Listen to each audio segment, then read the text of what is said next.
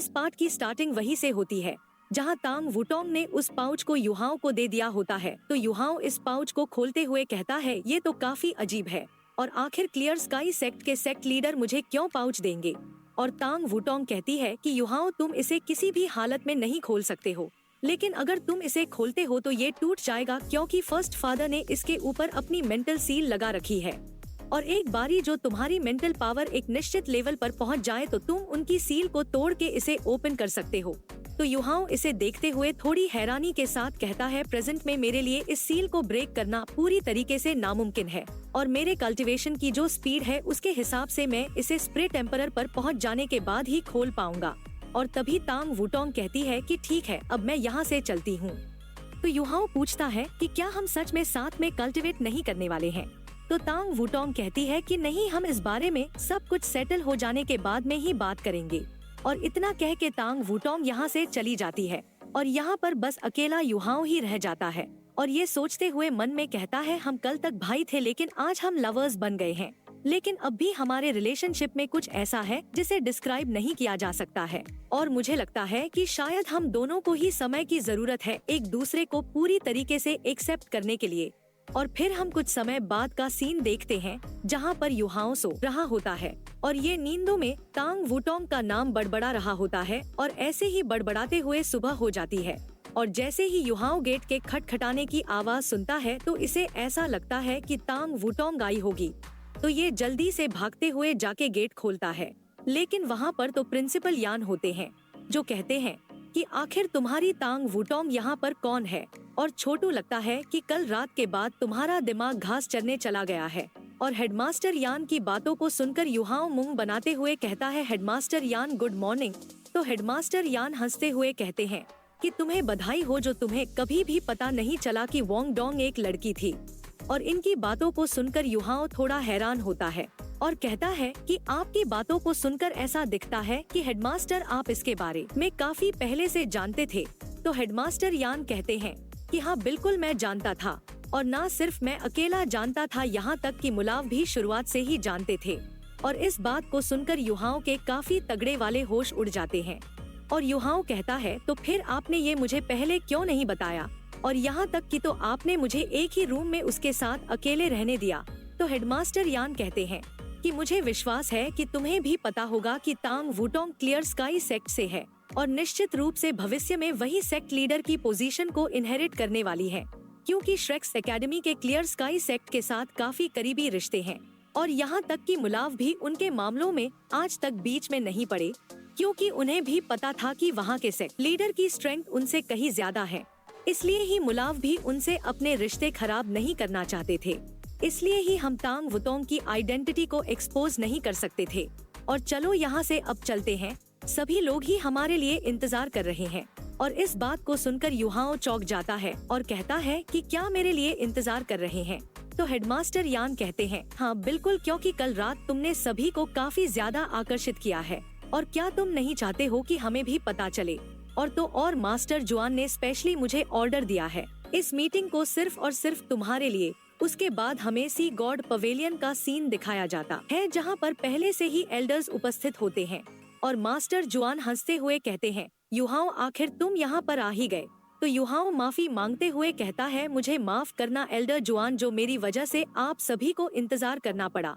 और फिर जुआन खुश होते हुए कहते हैं, कल की रात इतनी भी बुरी नहीं थी और आखिरकार तुम और तांग वुटोंग साथ हो ही गए। हालांकि कल रात जो तुमने कुछ टेक्निक्स को इस्तेमाल किया था उस वजह से हम सभी ही पूरी रात उसके बारे में ही सोचने के लिए मजबूर हो गए थे। और तभी हेडमास्टर यान कहते हैं, युहाओ कैसा रहेगा कि अगर तुम सबसे पहले हम सभी को अपनी नई स्पेशल स्पिरिट रिंग से इंट्रोड्यूस करवाओ। तो मास्टर डोडो कहते हैं, हाँ बिल्कुल सही, इस बारे में जानने में हमें भी काफी खुशी होगी। तो युहाओ कहता है, ठीक है, तो फिर मैं आप सभी को ही इस चीज को एक्सप्लेन करूँगा। और इतना कह के युहाओ अपनी स्पिरिट रिंग्स को रिलीज करता है, जिस वजह से चारों तरफ कोल्ड ओरा फैल जाता है, जो कि स्नो एम्प्रेस की वजह से हुआ होता है। मतलब कि युहाओ ने स्नो एम्प्रेस को बाहर निकाल लिया होता है। और इन सभी एल्डर्स को देख के तुरंत ही स्नो एम्प्रेस उनकी तरफ अपनी फिंगर को करते हुए अपनी पावर को इस्तेमाल करने लगती है। और इसे ऐसा करता देख युहाओ के काफी तगड़े वाले होश उड़ जाते हैं और ये कहता है, स्नो एम्प्रेस आखिर ये तुम क्या कर रही हो, रुक जाओ। तो हमारी प्यारी स्नो एम्प्रेस जुआन की तरफ इशारा करती है और इस चीज को देख के युहाओ थोड़ा गुस्सा करते हुए कहता है, आखिर ये तुम क्या कर रही हो, क्या तुम मेरे मास्टर के ऊपर अटैक करने की कोशिश कर रही हो। और इस तरफ मास्टर जुआन ने भी अपनी नजरें स्नो एम्प्रेस के ऊपर गड़ा रखी थी। और तभी हम देखते हैं कि स्नो एम्प्रेस अपनी स्नो की पावर को इस्तेमाल करने लगती है और ये अपनी पावर को इस्तेमाल करके आइस के काफी सुंदर फ्लावर्स बना देती है जो कि काफी सुंदर होते हैं। और ये इन आइस के फ्लावर को सभी को दे देती है और आइस के इन फ्लावर को देख के सभी लोग ही काफी हैरान होते हैं।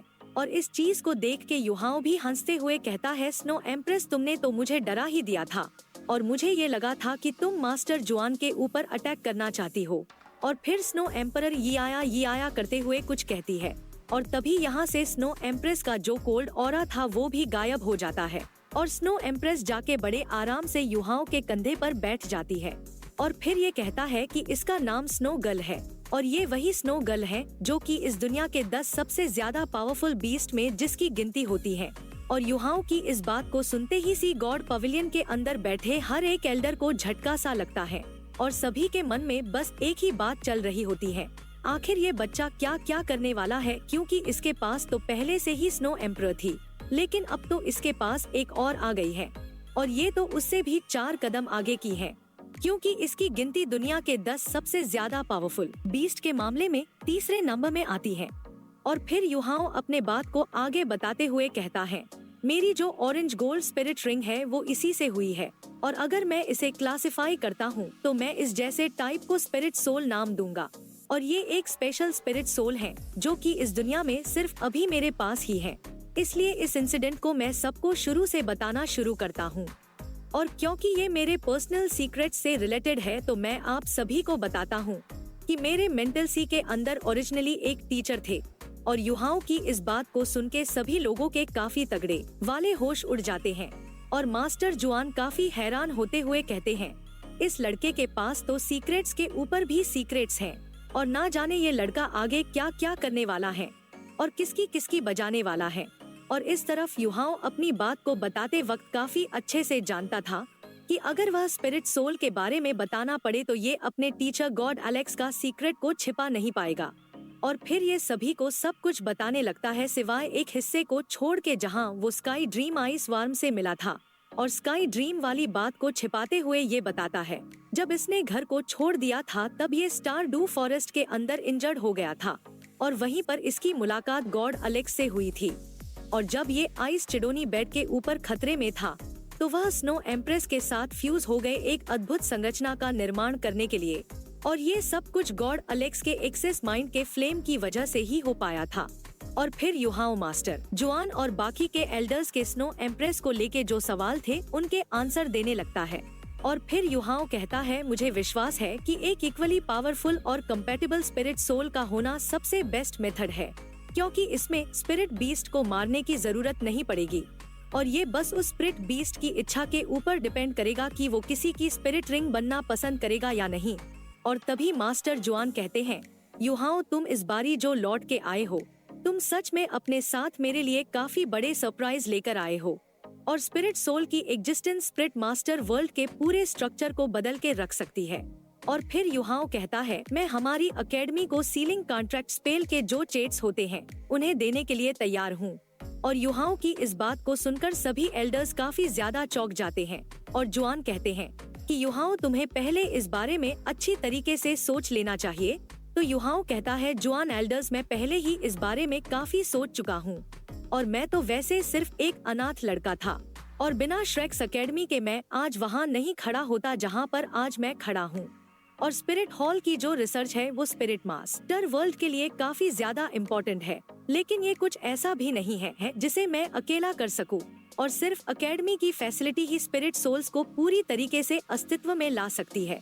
और तभी जुआन कहते हैं, ये तुम्हारा जो स्पिरिट सोल का क्रिएशन मेथड है वो प्राइसलेस है और अब से अकेडमी स्पिरिट सोल के ऊपर एक सीक्रेट रिसर्च करवाएगी और यान तुम्हें युहाओं के साथ पूरी तरीके से कोऑपरेट करना होगा। तो हेडमास्टर यान कहते हैं, मैं डेफिनेटली हार्ड वर्क करूंगा। और तभी युहाओ कहता है, मास्टर जुआन एल्डर्स प्लीज आप लोग थोड़ा रुक जाएं। और तभी मास्टर जुआन को ये समझ में नहीं आता है कि अचानक से युहाओं ने रुकने के लिए क्यों कह दिया। और तुम तो पहले ही एकेडमी को काफी सारे ब्लूप्रिंट्स प्रोवाइड करवा चुके हो।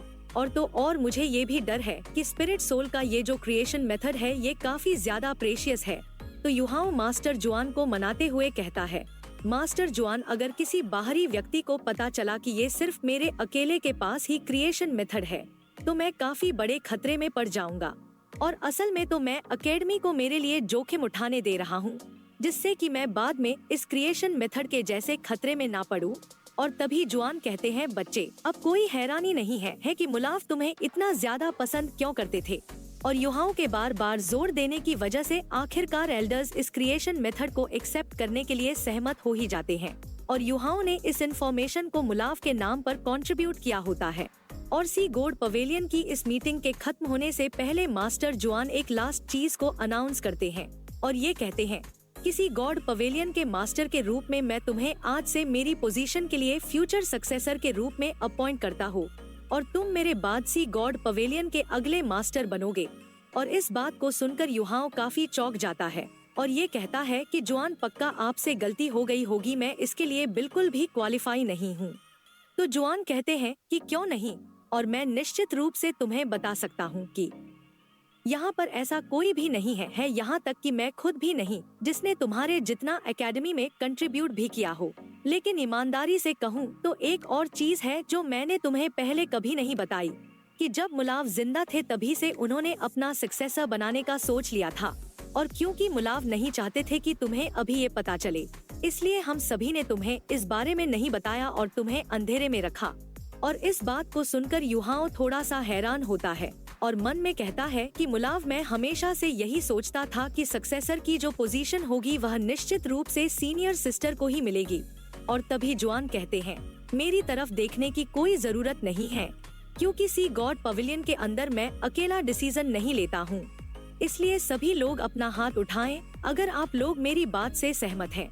और देखते ही देखते सभी लोग इस चीज के लिए सहमत हो जाते हैं। और इस चीज को देख के मास्टर जुआन कहते हैं, ये तो काफी अच्छा हुआ जो सभी लोग ही सहमत हो गए हैं। और फिलहाल तुम्हारी पोजीशन के बारे में खुलासा नहीं किया जाएगा, लेकिन अब से युहाओं तुम्हारी पोजीशन सी गॉड पवेलियन के एक मेंबर जितनी सिंपल नहीं रह गई है।